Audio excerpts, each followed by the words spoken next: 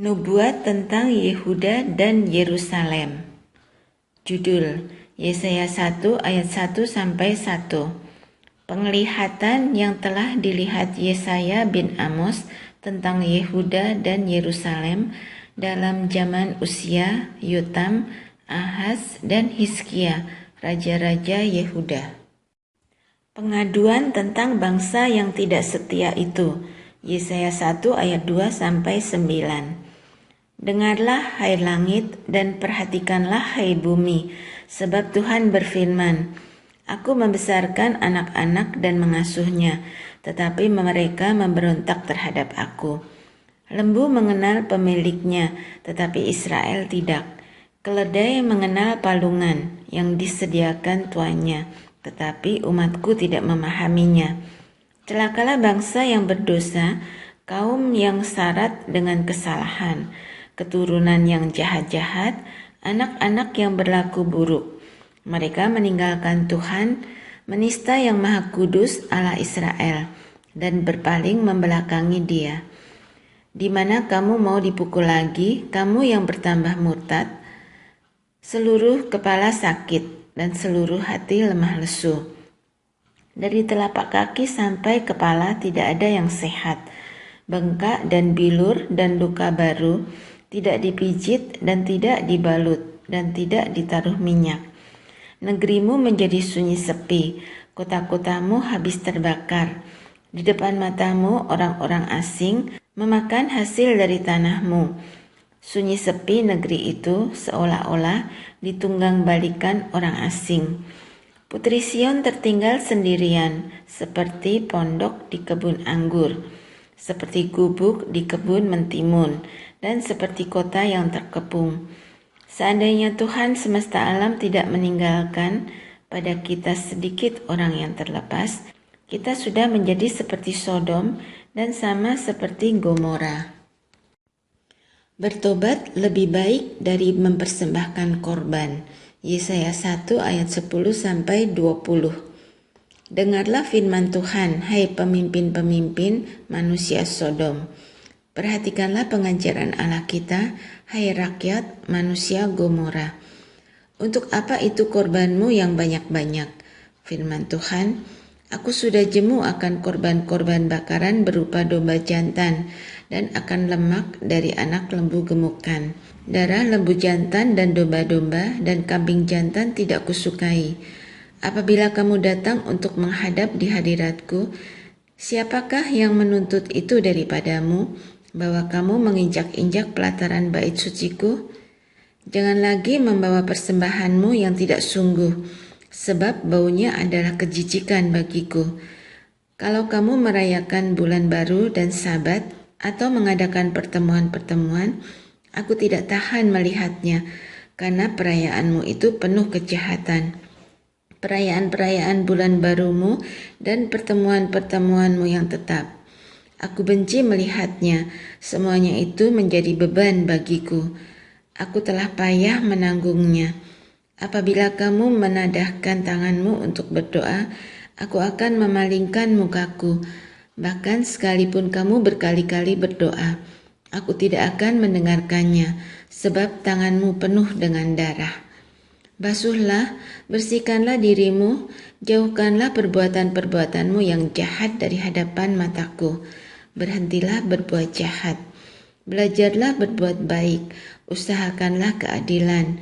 Kendalikanlah orang kejam, belalah hak anak-anak yatim, perjuangkanlah perkara janda-janda. Marilah, baiklah kita berperkara, firman Tuhan. Sekalipun darahmu merah seperti kirmisi, akan menjadi putih seperti salju. Sekalipun berwarna merah seperti kain kesumba, akan menjadi putih seperti bulu domba. Jika kamu menurut dan mau mendengar, maka kamu akan memakan hasil baik dari negeri itu.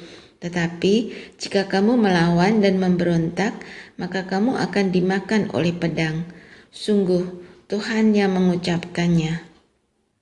Hukuman atas Yerusalem. Yesaya 1 ayat 21 sampai 31. Bagaimana ini kota yang dahulu setia, sekarang sudah menjadi sundal. Tadinya penuh keadilan, Dan di situ selalu diam kebenaran, tetapi sekarang penuh pembunuh. Perakmu tidak murni lagi, dan arakmu bercampur air. Para pemimpinmu adalah pemberontak dan bersekongkol dengan pencuri. Semuanya suka menerima suap dan mengejar sogok. Mereka tidak membela hak anak-anak yatim dan perkara janda-janda, tidak sampai kepada mereka. Sebab itu demikianlah firman Tuhan, Tuhan semesta alam yang maha kuat, pelindung Israel. Aku akan melampiaskan dendamku kepada para lawanku dan melakukan pembalasan kepada para musuhku.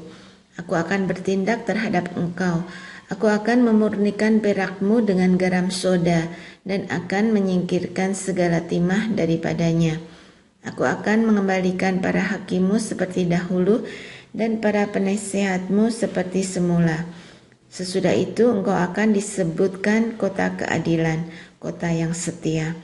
Sion akan kubebaskan dengan penghakiman yang adil, dan orang-orangnya yang bertobat akan kubebaskan dengan tindakan yang benar.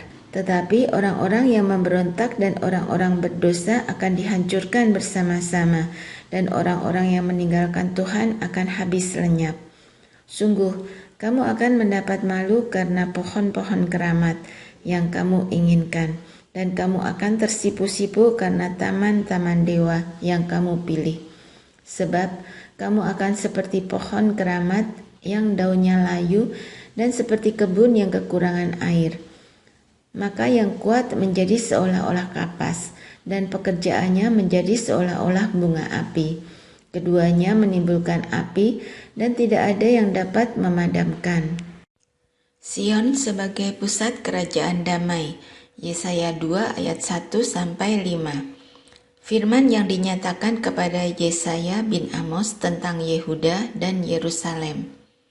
Akan terjadi pada hari-hari yang terakhir, gunung tempat rumah Tuhan akan berdiri tegak di hulu gunung-gunung dan menjulang tinggi di atas bukit-bukit.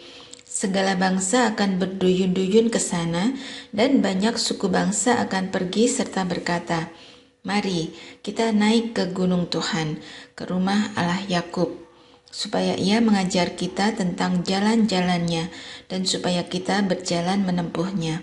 Sebab dari Sion akan keluar pengajaran dan firman Tuhan dari Yerusalem. Ia akan menjadi hakim antara bangsa-bangsa dan akan menjadi wasit bagi banyak suku bangsa. Maka mereka akan menempa pedang-pedangnya menjadi mata bajak dan tombak-tombaknya menjadi pisau pemangkas. Bangsa tidak akan lagi mengangkat pedang terhadap bangsa, dan mereka tidak akan lagi belajar perang. Hai kaum keturunan Yakub, mari kita berjalan di dalam terang Tuhan." Hukuman Tuhan terhadap semua orang yang meninggikan diri. Yesaya 2 ayat 6-22. Sungguh, telah kubuang umatmu, yakni kaum keturunan Yakub, sebab di mana-mana mereka melakukan tenung seperti yang di timur, dan sihir seperti orang Filistin, dan orang-orang asing di antara mereka terlalu banyak. Negerinya penuh emas dan perak, dan tak terbatas harta bendanya. Negerinya penuh kuda, dan tak terbatas jumlah keretanya. Negerinya penuh berhala-berhala. Mereka sujud menyembah kepada buatan tangannya sendiri, dan kepada yang dikerjakan oleh tangannya. Maka manusia ditundukkan dan orang direndahkan. Janganlah ampuni mereka. Masuklah di sela gunung batu dan bersembunyilah di dalam liang tanah, terhadap kedahsyatan Tuhan dan terhadap semarak kemegahannya. Manusia yang sombong akan direndahkan, dan orang yang angkuh akan ditundukkan. Dan hanya Tuhan sajalah yang maha tinggi pada hari itu. Sebab Tuhan semesta alam menetapkan suatu hari untuk menghukum semua yang congkak dan angkuh, serta menghukum semua yang meninggikan diri supaya direndahkan, untuk menghukum semua pohon aras di Libanon yang tumbuh meninggi dan tetap menjulang, dan menghukum semua pohon terbantin di Basan, untuk menghukum semua gunung yang tinggi-tinggi dan semua bukit yang menjulang ke atas, untuk menghukum semua menara yang tinggi-tinggi dan semua tembok yang berkubu, untuk menghukum semua kapal Tarsis dan semua kapal yang paling indah. Manusia yang sombong akan ditundukkan, dan orang yang angkuh akan direndahkan. Hanya Tuhan sajalah yang maha tinggi pada hari itu. Sedang berhala-berhala akan hilang sama sekali.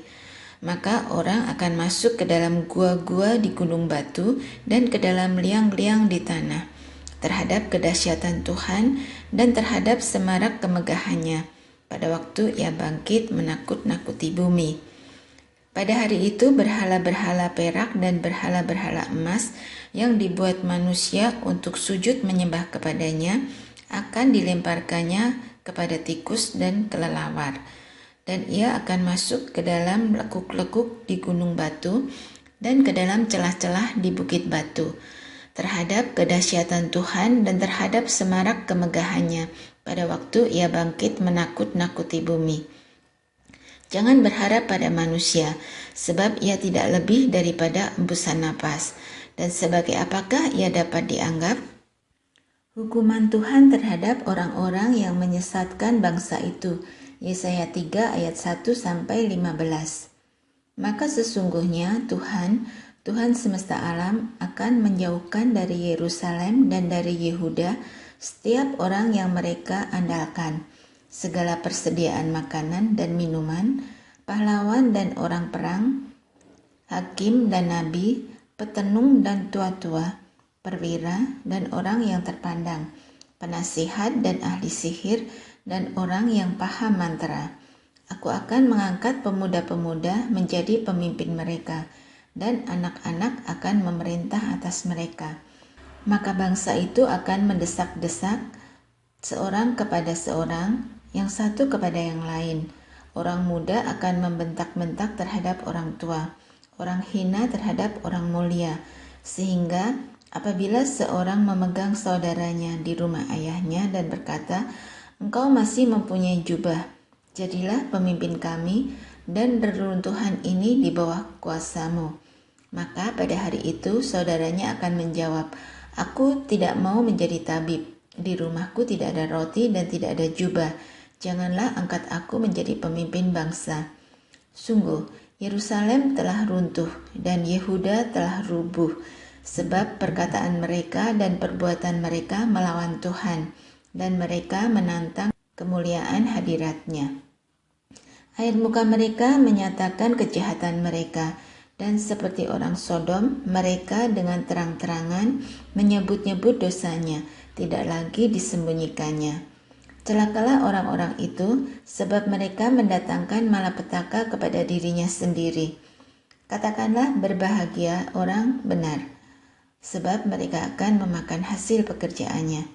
Celakalah orang fasik, malapetaka akan menimpanya, sebab mereka akan diperlakukan menurut perbuatannya sendiri. Adapun umatku, penguasa mereka ialah anak-anak, dan perempuan-perempuan memerintah di atasnya. Hai umatku, pemimpin-pemimpinmu adalah penyesat, dan jalan yang kamu tempuh mereka kacaukan. Tuhan mengambil tempat untuk menuntut, dan berdiri untuk mengadili bangsa-bangsa.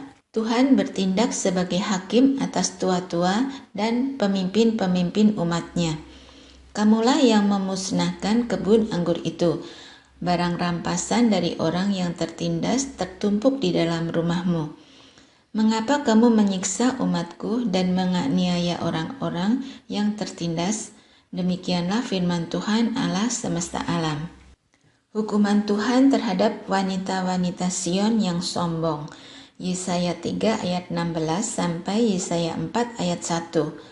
Tuhan berfirman, oleh karena wanita Sion telah menjadi sombong dan telah berjalan dengan jenjang leher dan dengan main mata, berjalan dengan dibuat-buat langkahnya dan gemerincing dengan giring-giring kakinya, maka Tuhan akan membuat batu kepala wanita Sion penuh kudis, dan Tuhan akan mencukur rambut sebelah dahi mereka. Pada waktu itu Tuhan akan menjauhkan segala perhiasan mereka, gelang-gelang kaki, jamang-jamang dan bulan-bulanan, perhiasan-perhiasan telinga, pontoh-pontoh, dan kerudung-kerudung, perhiasan-perhiasan kepala, gelang-gelang rantai kaki, tali-tali pinggang, tempat-tempat wewangian dan jimat-jimat, cincin materai dan anting-anting hidung, pakaian-pakaian pesta, jubah-jubah, selendang-selendang, dan pundi-pundi, cermin-cermin, baju-baju dalam dari kain lenan, ikat-ikat kepala, dan baju-baju luar. Maka sebagai ganti rempah-rempah harum akan ada bau busuk, sebagai ganti ikat pinggang seutas tali, sebagai ganti selampit rambut kepala yang gundul, sebagai ganti pakaian hari raya sehelai kain kabung, dan tanda selar sebagai ganti kemolekan.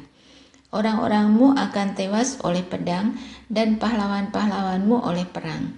Pintu-pintu gerbang Sion akan mengaduh dan berkabung, dan kota itu akan seperti perempuan bulus yang duduk di bumi. Pada waktu itu, 7 orang perempuan akan memegang seorang laki-laki serta berkata, "Kami akan menanggung makanan dan pakaian kami sendiri.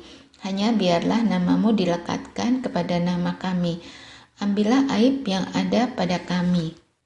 Yerusalem disucikan dan dilindungi. Yesaya 4 ayat 2-6. Pada waktu itu, tunas yang ditumbuhkan Tuhan akan menjadi kepermaian dan kemuliaan, dan hasil tanah menjadi kebanggaan dan kehormatan bagi orang-orang Israel yang terluput. Dan orang yang tertinggal di Sion dan yang tersisa di Yerusalem akan disebut kudus, yakni setiap orang di Yerusalem yang tercatat untuk beroleh hidup. Apabila Tuhan telah membersihkan kekotoran putri Sion dan menghapuskan segala noda darah Yerusalem dari tengah-tengahnya dengan roh yang mengadili dan yang membakar, maka Tuhan akan menjadikan di atas seluruh wilayah Gunung Sion dan di atas setiap pertemuan yang diadakan di situ segumpal awan pada waktu siang dan segumpal asap serta sinar api yang menyala-nyala pada waktu malam. Sebab di atas semuanya itu akan ada kemuliaan Tuhan sebagai tudung dan sebagai pondok tempat bernaung pada waktu siang terhadap panas terik dan sebagai perlindungan dan persembunyian terhadap angin ribut dan hujan.